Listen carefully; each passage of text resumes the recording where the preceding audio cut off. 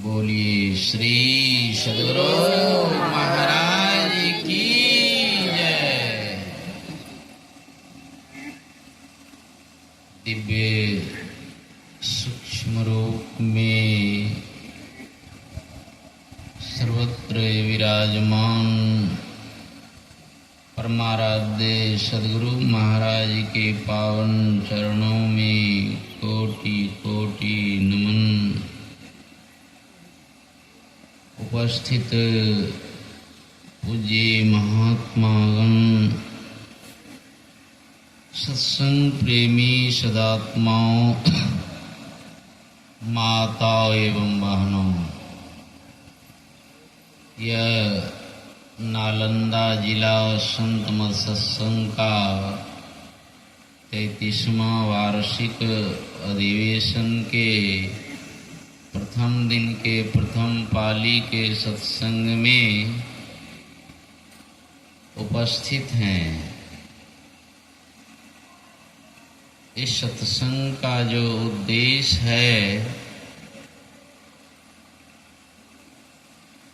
संसार के सभी मनुष्यों को परम शांति मिल जाए, परम सुख मिल जाए,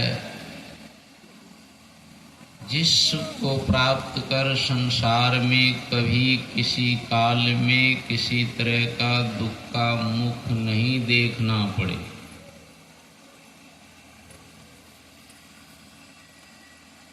इसी के वास्ते यह सत्संग का कार्यक्रम बड़े प्रयास के साथ यहाँ रखा गया है।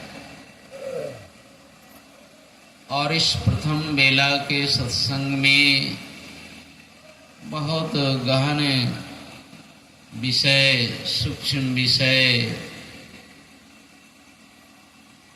ईश्वर का स्वरूप और उसकी प्राप्ति की चर्चा हम लोग श्रवण कर रहे हैं। संसार के सभी मानव अशांत, दुखी हैं। जिनसे पूछिए, घर घर में सब लोग परेशान।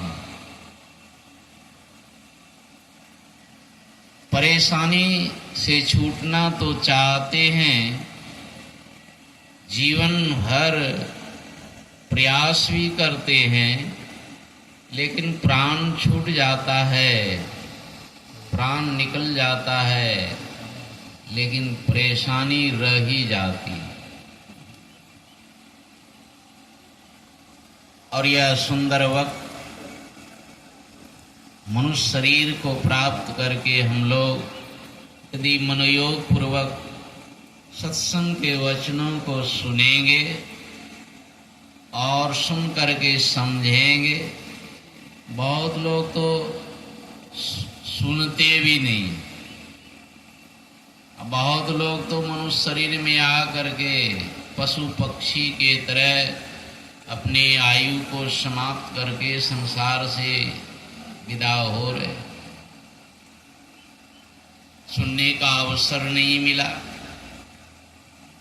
कोई रूस, जापान, अमेरिका में मनुष्य शरीर धारण किए हुए जीवन बिता रहे हैं, उनको सुनने का मौका नहीं मिला, सुनने का अवसर नहीं मिला, तो उनका जीवन पशु पक्षी के जीवन के समान ही समाप्त हो जाता है। ये तो अभाग्य है कि हम लोग मनुष्य जन्म पाए हैं और भारत देश में हम सबों का जन्म हुआ है। यहाँ भी बहुत सारे मनुष्य बिना सुने जीवन बिता रहे। कभी सत्संग सुनने का मौका नहीं मिला। वो विदेशी से कम नहीं है। उनका भी जीवन पशु पक्षी के समान आयु समाप्त करके चले जाना है। कहाँ जाएंगे, कहाँ से आए हैं। जिस तरह पशु पक्षी को कुछ भी अता पता नहीं है, उसी तरह जो सत्संग में नहीं आते हैं उनको भी कुछ अता पता नहीं है। कहाँ से आयो, कहाँ को जइहो, अंत खोज नहीं पाया रे। उपजी उपजी के बिनसी गए सब, काल सब जग खाया रे। सब मर मर करके काल के मुंह में जा रहे। संत कबीर ने कहा, कहाँ से आए हो? 184 भरमी के, 84 लाख प्रकार की योनियों में यह जीव भटकते भटकते जो है कहते हैं कि मनुष्य शरीर में आया है। 184 भरमी के पांव पे अटके आए। बस कुछ काल के लिए जो है मनुष्य शरीर में अटके हुए, देखते देखते प्राण छूट भी जाता है लोगों का। लोग सोचते होंगे कि रोगी होंगे तब मरेंगे, बूढ़ा होंगे तब मरेंगे, लेकिन हम लोग अभी भी हाल में देखा बिल्कुल स्वस्थ व्यक्ति, कोई रोग नहीं।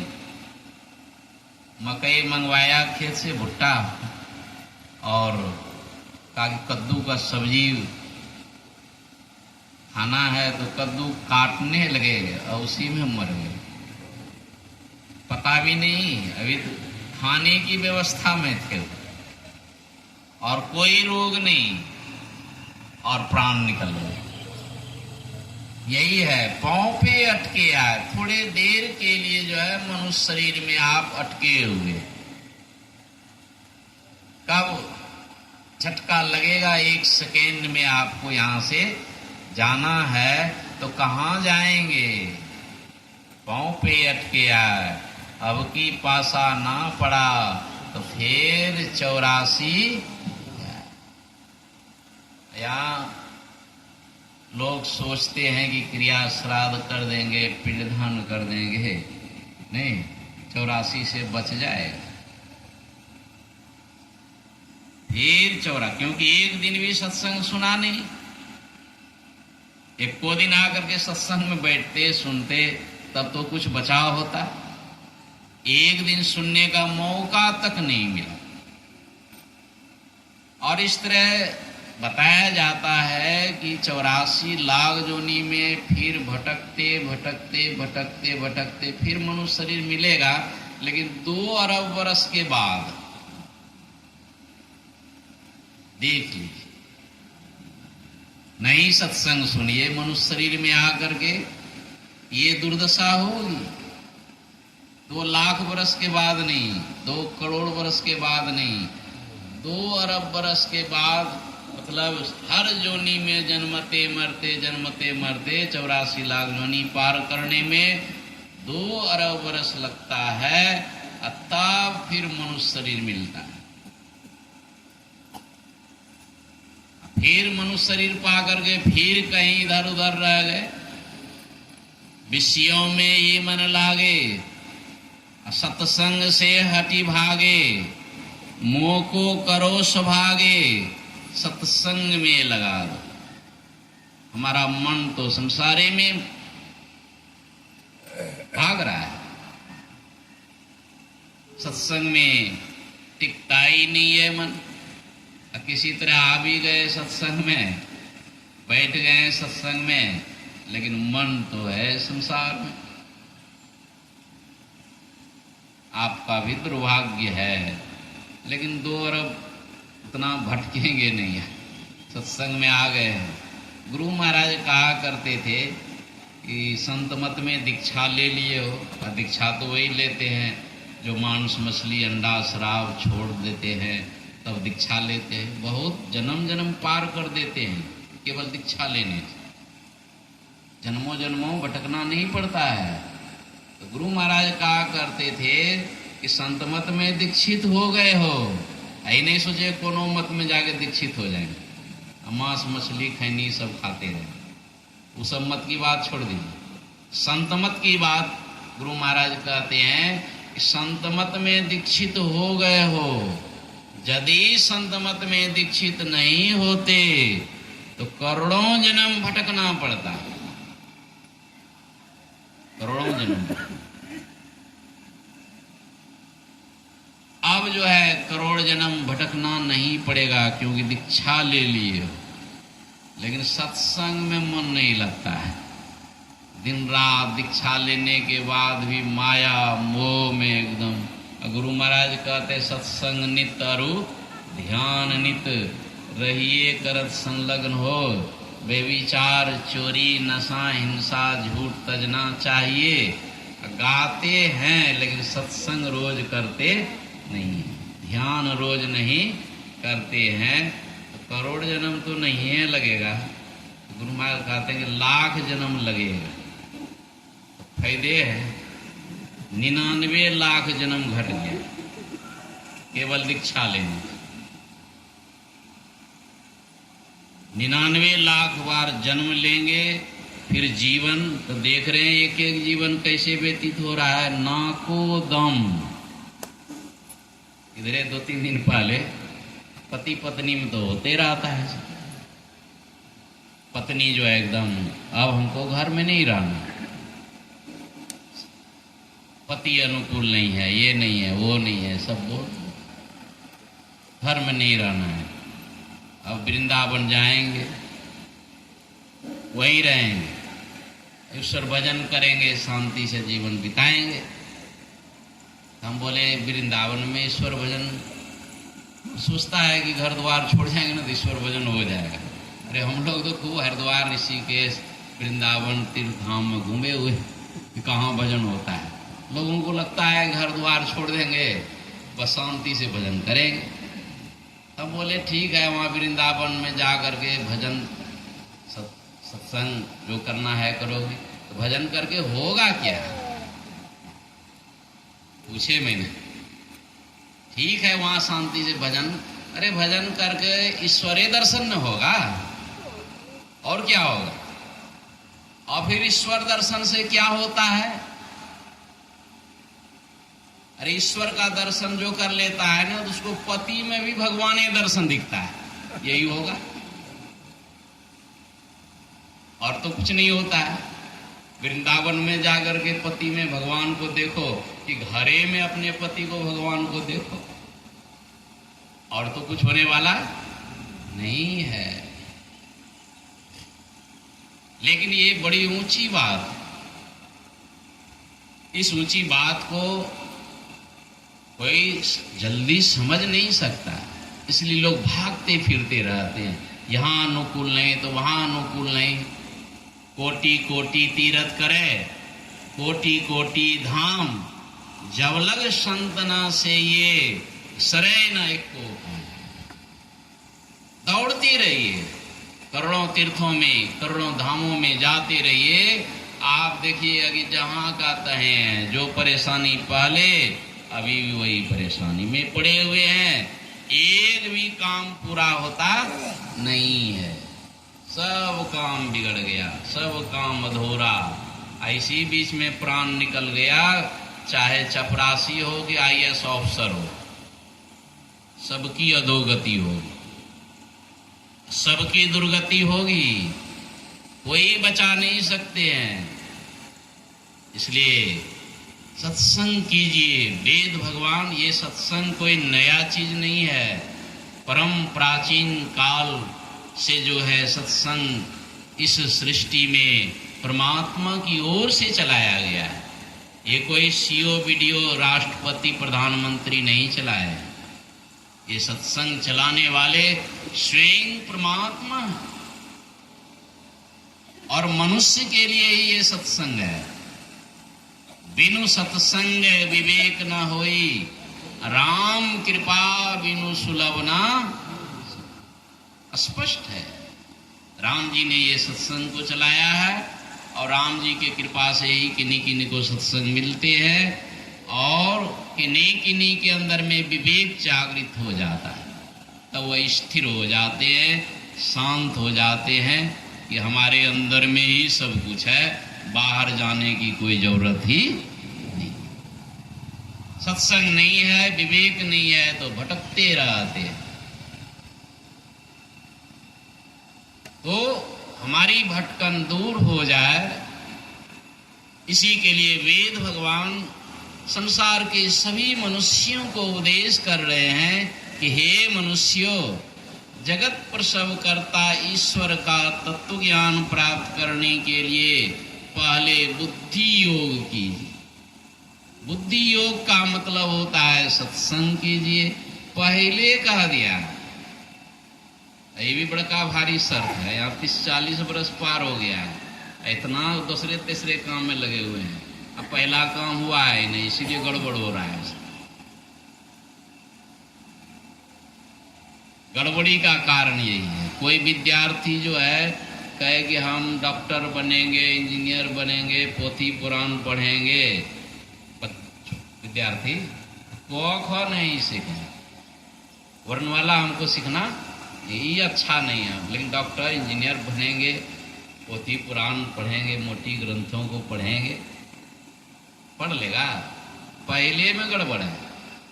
जीवन भर पुस्तक हाथ में रखेगा लेकिन कुछ पढ़ नहीं सकता है, एक कहानी भी नहीं पढ़ सकता है, एक वाक्य भी नहीं पढ़ सकता है। उसी तरह वेद भगवान संसार के सभी मनुष्यों को सावधान कर रहे हैं।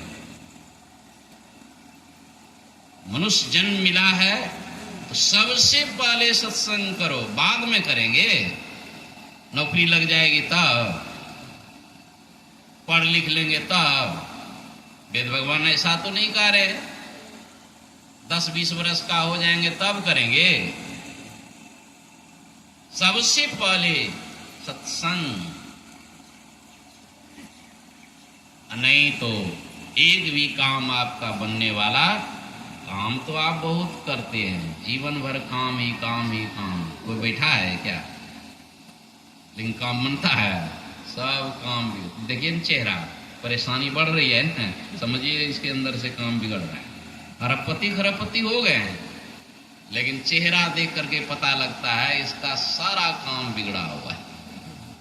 क्यों? सबसे पहले वेद भगवान कहते हैं कि सत्संग करो। गुरु महाराज भी कहते हैं, और गुरु महाराज कहते नहीं है, कर भी लिए तब कहते हैं, नित्य प्रति सत्संग कर ले प्यारा, तेरा कार्य सरे सारा, सारे कार्य का निर्णय करके धर चेतन धारा। ये बात लोगों के मन में हटेगी? तो के मन, उसके मन में तो घुसा हुआ है कि दौड़ धूप करके, उछल कूद करके हरियाणा पंजाब जा करके हमारा काम बनेगा। गुरु माया कहते हैं कि तेरा काम बनेगा रोज सत्संग करने से। अब वो सोच रहा है कि तू काम धंधा छोड़ करके चुपचाप बैठा हुआ है ना? कितनी उल्टी बात। सत्संग में तो सब चुपचाप आकर के बैठे हैं। नित्य प्रति सत्संग कर ले प्यारा।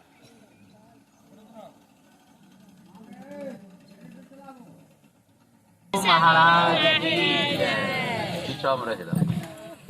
श्री सद्गुरु महाराज की जय। श्री सद्गुरु महाराज की जय। श्री सद्गुरु महाराज की जय। देखिए लाइनें कटी। सब सत्संग कर लेगा, सबका काम बन जाएगा। काम नहीं बने इसके पीछे भी लगे हुए हैं लोग। तो हम लोगों को यही ज्ञान है कि सब संसार में दौड़ धूप करके जीवन भर काम करेंगे तब काम पूरा होगा। लेकिन गुरु महाराज अपने अनुभव और जीवन में करके देख लिया उन्होंने, तब कहा कि तेरा काम तो तभी बनेगा जब सत्संग रोज करोगे।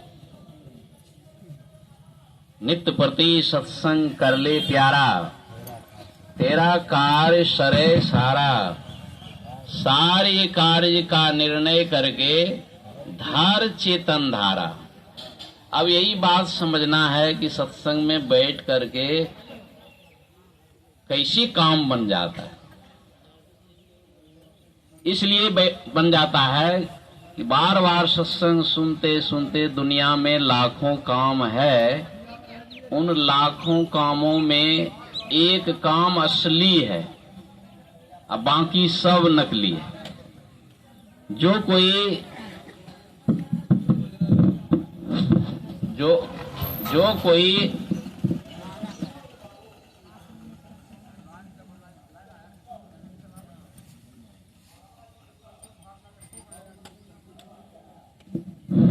इसमें इको दे दीजिए।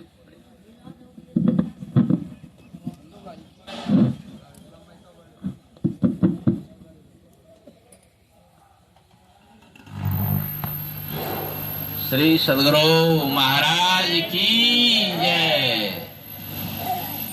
तुम्हें कह रहा था इस सत्संग में यही लाभ है कि संसार में लाखों काम हैं और उसी कामों में लोग लगे रहते हैं, लेकिन काम बनता नहीं है। उन लाखों कामों में एक काम है जो मनुष्य उस काम को कर लेते हैं तो उसका काम बन जाता है, और जिनका काम बन जाता है उनको राम मिल जाते हैं। क्योंकि काम जब तक नहीं बनेगा तब तक राम नहीं मिलेगा। एक को काम बाकी है तो राम नहीं मिले। काम अछत सुख सपने उनाई। काम के रहते जीव को स्वप्न में भी सुख नहीं मिलता है। इसलिए लोग जो है सुख पाने के लिए काम करते रहते हैं, काम करते रहते हैं, लेकिन असली काम का पता ही नहीं है। इस सत्संग में यही लाभ है कि सबों को असली काम का पता चल जाता है, और वह इतना गहन है, इतना सूक्ष्म है।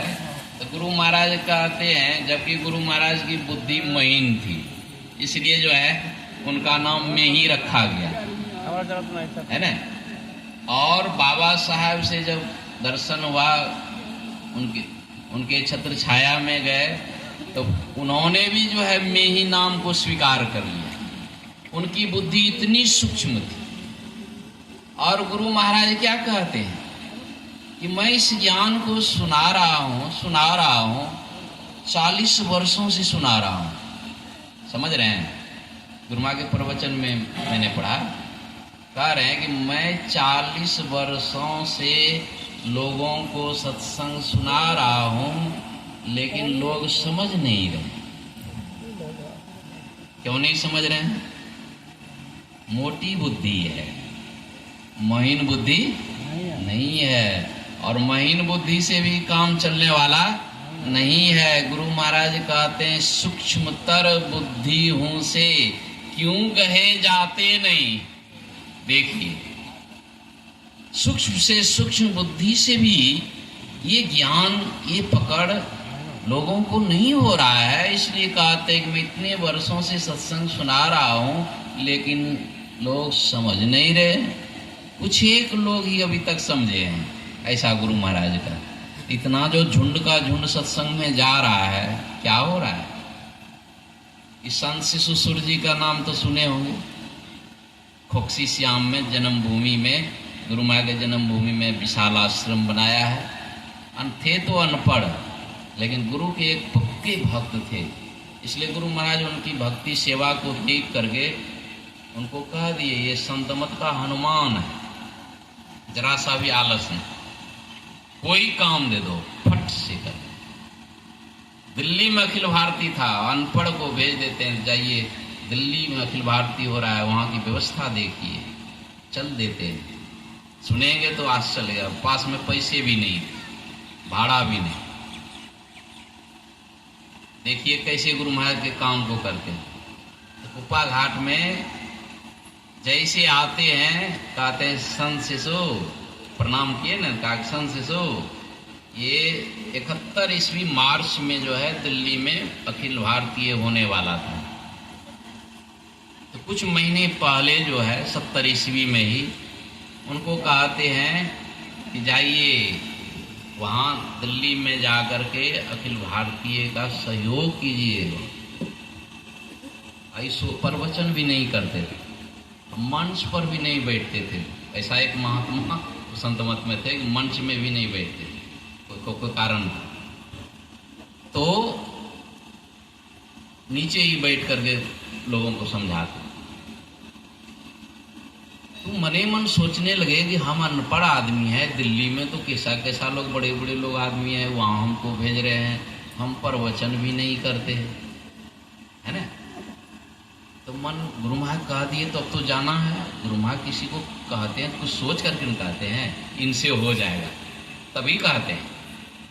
तो इनके मन में हुआ कि हम दिल्ली जाएं, हमारे पास कुछ पुस्तक हो जाए, गुरु महाराज का पुस्तक ले जाएंगे, लोगों को दिखाएंगे, तब लोग पढ़ेगा, तब गुरु महाराज के बात को समझेगा। तो मने में हुआ कि पुस्तक यदि हमको गुरु महाराज महासभा से दिलवा देते, या गुरुए महाराज है ना पैसा दे करके हमको दे देते, इस तरह मन में बात आई। और हमको भाड़ा भी नहीं है दिल्ली जाने का, रूम से बाहर हो गए। फिर मन में मन फिर सोचे गुरु महाराज से भाड़ो मांग लेंगे और गुरु महाराज का पुस्तक ले लेंगे, तब जाएंगे दिल्ली। जैसे गुरु महाराज के कमरे में प्रवेश किए, गुरु महाराज एकदम कड़े रूप से देख रहे हैं, मैं भेजा तुम लौट गया। अरे गुरु कहा तो चल दो, गुरु कहा तो आंख से इशारा पता चल गया कि डर के मारे कुछ नहीं, ने भाड़ा मांगे थे, ने साहित्य मांगे, सीधे निकल गए। गुरु महाराज जैसे ले जाए। अब देखिए जैसे बाहर निकले आश्रम से, एक व्यक्ति तुरंत मिल जाए, बाबा मैं आपकी क्या सेवा करूं। देखिए गुरु कहते हैं, देखो हम दिल्ली जा रहे हैं, गुरु महाराज कह रहे हैं कि भारती वहाँ होगा, हम तो पढ़े लिखे हैं नहीं, प्रवचन नहीं करते हैं, हमारे मन में बहुत पुस्तक हमको खरीद करके दे दो। कौन कौन पुस्तक चाहते, एक पूरा लिस्ट बना दिया पुस्तक, इतना ये चाहिए, गीता योग, वेद दर्शन, सत्संग योग, रामचरितमानस, सारस्वती, बहुत पूरा बंडल एक ही आदमी खरीद करके दे दिया। और बंडल उठा करके रिक्शा पर बैठ गए, जा रहे हैं स्टेशन। और उस समय भागलपुर से दिल्ली की गाड़ी नहीं चलती थी, बरौनी आना पड़ता। तो मने मन सोचते हैं 100 रुपया भाड़ा लगता है, मेरे पास भाड़ा नहीं है, मने मन सोच रहे हैं। टिकट कटा करके जाना है, क्योंकि एक बार बिना टिकट कटा करके आ गए थे वहाँ गुरु महाराज के दर्शन करने के लिए। पूछ लिए, तुम टिकट कटा के आए हो, ट्रेन से आए हो टिकट कटा के? नहीं सरकार, एक जान पहचान के गार्ड छले, वह गार्ड बोगी में हम बैठी चल रहे। गुरु महाराज बिगड़ गए, गार्ड का ट्रेन था जी। देखिए गार्ड का थोड़ा ट्रेन था कि जान पहचान का, उसी समय कान पकड़ ले कि आज दिन से बिना टिकट का हम कभी गुरु बच्चा की तरह कान पकड़ के उठ बैठ कर बिना टिकट का। तब जाकर के स्टेशन पर आते हैं तो एक गरीब आदमी मिल गए वहाँ सत्संगी। तो बाबा कहाँ जा रहे हैं, कहाँ जा रहे हैं? तो दिल्ली जा रहे हैं, देखो ना हमारे पास तो भाड़ा भी नहीं है। उसके मन में हो गया कि अच्छा बाबा हम व्यवस्था कर देते हैं भाड़ा। तुरंत विवेकी थे ना, डांट दिए, अरे तुम गरीब हो, तुमसे हम पैसा नहीं लें। देखिए किन से पैसा लेना है नहीं लेना है ये विवेक है ना। तुम गरीब हो, तुमसे पैसा नहीं, कैसे जाइएगा बाबा, आप चिंता मत कीजिए, हम पूरा कर देते हैं, व्यवस्था कर देते हैं। नहीं नहीं, बहुत आग्रह किया ना, तो कहा कि ठीक है तुम बरौनी तक कम में पैसा लगेगा, बरौनी तक टिकट कटा दो। वही जो है बरौनी तक टिकट कटा दिए और चले गए बरौनी। अब सोच रहे हैं जैसे गुरु महाराज ले जाए। अब बरौनी स्टेशन जैसे उतरे तो वहाँ जो है अपना सत्संगी टीटी था, आप लोग जानते हो, उनका नाम बताते हैं, कुलदीप नाम थे उनका, कुलदीप टीटी, कुलदीप महासभा के सदस्य भी थे। अब बाद में वो संन्यास भी ले लिए, प्रवचन करते थे, और स्वामी सद्गुणानंद नाम रखा गया था। वो बाबा को देखते हैं, वो कोठरी लिए हुए, बाबा बाबा कहाँ जाएंगे आप? तो सारी बातें कह के सुना दिए टीटी साहब को कि मैं दिल्ली जा रहा हूँ, सो देखो ना हमारे पास तो भाड़ा है नहीं। वो भी कह दिया आप निश्चिंत रहिए बाबा, आपको कोई नहीं टोकेगा है ना, हम कह देंगे और आप सीधे एकदम दिल्ली पहुंच जाएगा। वो जान तुरंत डांट दिए, तुम हमको चोरी सिखाते हो, बिना टिकट का हम जाएंगे। तो वो सहम गया सत्संग, हाँ अच्छा बाबा गलती हो गई। तब उन्होंने जो है दिल्ली का टिकट कटा दिया, वो दिल्ली चले गए। उसी समय वो अनपढ़ व्यक्ति बड़े बड़े लोगों से जाकर के संपर्क किए। उसी समय सुने होंगे कि इंदिरा गांधी के पास भी वो गए थे, कि प्रधानमंत्री है, देश के प्रधानमंत्री इंदिरा गांधी उस समय थी, है ना। तो उनके मन में हुआ कि इतने बड़े संत हैं हमारे सदगुरु महाराज, और इस प्रधानमंत्री को ना गुरु महाराज का ज्ञान मिलना चाहिए। देखिए इंदिरा गांधी से मिलने के लिए कोशिश किए, तो रात्रि में उनको मिलने का समय मिला। तो इंदिरा गांधी देखते हैं एक महात्मा है, बड़े सम्मान के साथ उनको सम्मान किए, प्रणाम किए, और वे क्या कहते हैं, ये गुरु महाराज का पुस्तक है ना, देश का प्रधानमंत्री हो, देश के प्रधानमंत्री को ये ज्ञान होना चाहिए, बड़े संत हैं, इस ग्रंथ को रख लो। तो गुरु बड़े सम्मान से वे ग्रंथ रख लिए, है ना, और कहा कि एक बार अवश्य पढ़ना है, ताकि हमको फुर्सत कहाँ है। वो यही कहते थे, किसी को देंगे तो एक बार जरूर पढ़िएगा, और यही शुल्क है, पैसा नहीं लेंगे बस इंदिरा गांधी से कबूल करवा लें, ठीक है समय निकाल करके पढ़ लें। तो वहाँ रह करके इतनी अच्छी व्यवस्था वहाँ गुरु महाराज ने देखा, तो देख करके उसी समय कह दिए कि ये संत मत का हनुमान है। एक अनपढ़ व्यक्ति भी, गरीब आदमी भी, है ना, इतना बड़ा संत मत का काम करके दिखा सकता है। तो मैं कह रहा था 96 ईस्वी में वो हमको एक पत्र लिख करके महात्मा द्वारा बुलाए कि आप हमारे साथ जो है कीर्त्यानंद नगर में पहुंच जाइए, है ना, पूर्णिया जिला में इतने तारीख को। मैं चला गया, बहुत बातें हमको देखने के लिए मिला वहाँ, उनके संग में रहते रहते। तो एक दिन क्या कहते हैं, हेरे आजकल जो दीक्षा ले छो न, तो 3 कोना परतिए रह जाए। 96 ईस्वी की बात। देखते हैं ना, सत्संग जो है ना, सत्संग हो रहा है, प्रवचन हो रहा है, अब फिर भी नहीं समझेगा, आकर के आगे बैठेंगे, अरे पीछे हैं तो पीछे बैठिए, ज्ञान नहीं है इस सत्संग में। और एक और अच्छी बात सुना देता हूँ आपको, पटना में एक DIG थे, उसको जैसे पता लगता है कि ये थोड़ा धार्मिक व्यक्ति है, तुरंत पहुँच जाते। सुना कि DIG ध्यान भजन सत्संग करता है, संत मत का नहीं है, दूसरे मत का। कि पहुँच गए उनके पास, और बातचीत करते करते महात्मा देख करके DIG साहब सम्मान किए, बातचीत किए, तुरंत मित्रता जैसे देखा कि मित्रता तो गुरु माँ का पुस्तक उनको थमा दिए। मेरे पास तो ज्ञान है नहीं, गुरु महाराज का पुस्तक पढ़ेगा तो पता चल जाएगा कि महर्षि में ही कौन है।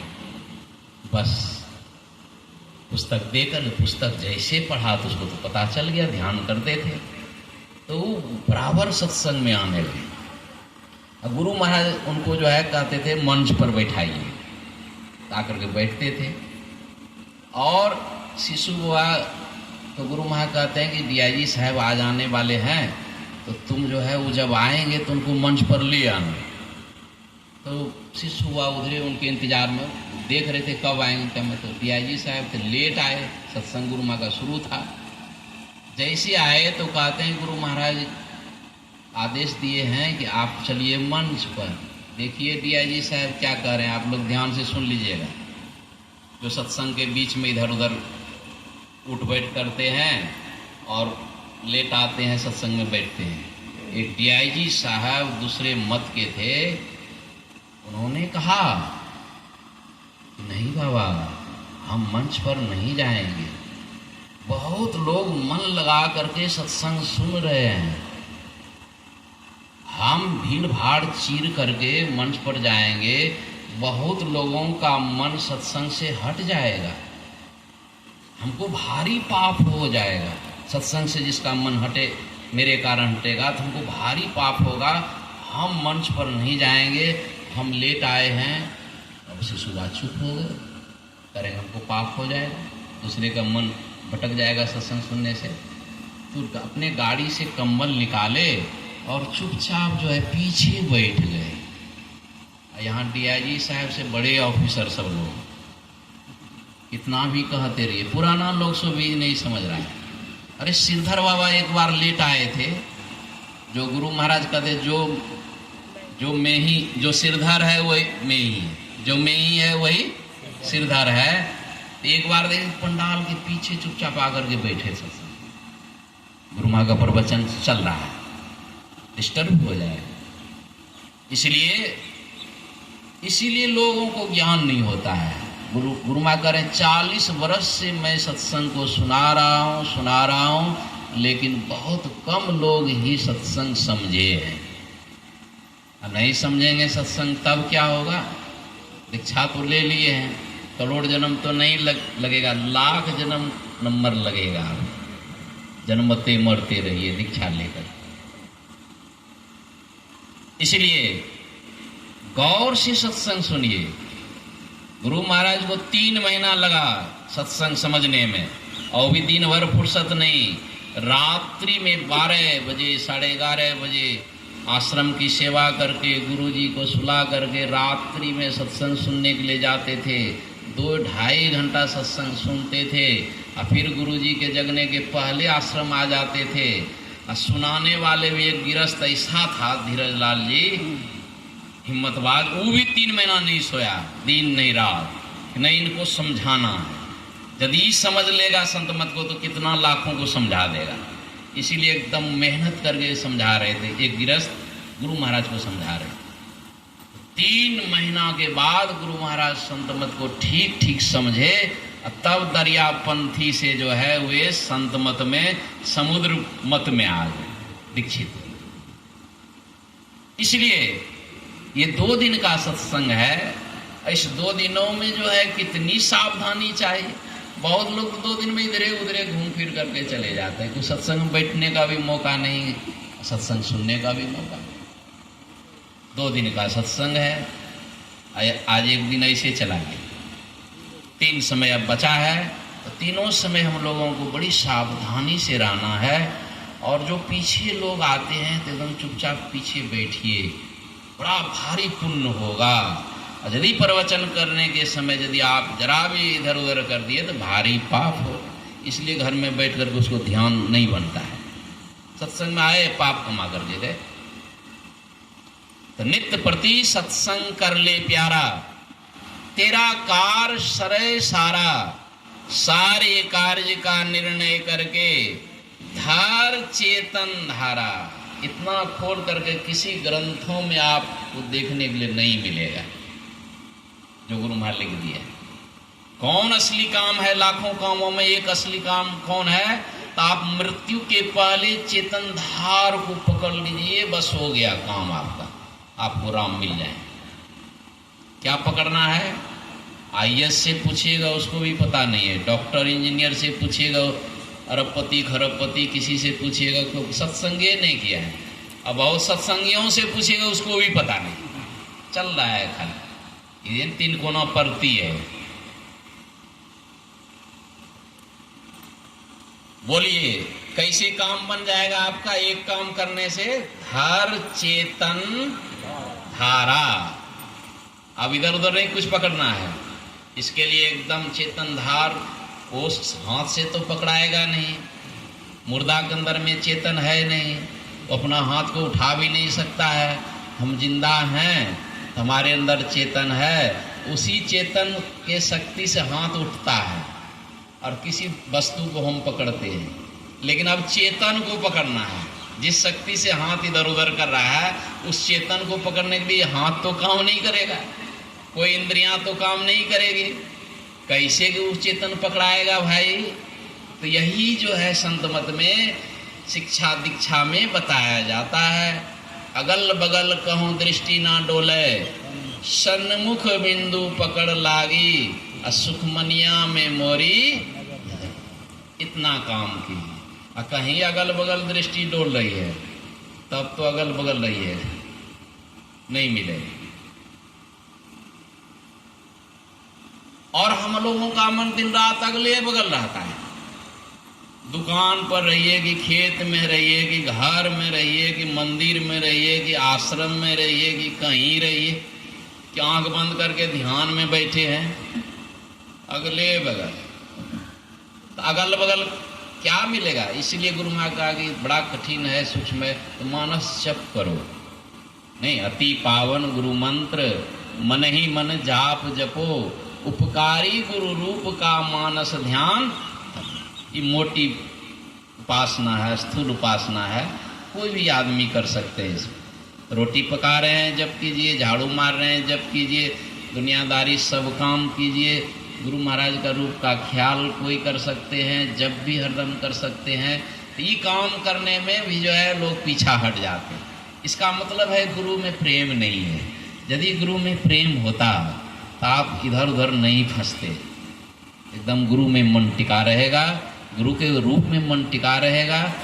या जिनका जिनका मन एक अक्षर भी पढ़े लिखे नहीं है, लेकिन गुरु में अटूट प्रेम है, तो उसका मन इधर उधर नहीं जाता है। हर हमेशा जब हर हमेशा गुरु रूप का ध्यान होते रहता है, तब उनके अंदर में सिमटाव होता है, पवित्रता आती है, तब जाकर के दृष्टि साधन की क्रिया जो सूक्ष्म क्रिया है, और उसमें गुरु के रूप को भी छोड़ना पड़ता है। वो भी अगले बगल का चीज है, वो गुरु का रूप। कोई रूप को ना देखूं, एक बिंदु सब में पेखूं, ऐसी सूरत सिमटाओ।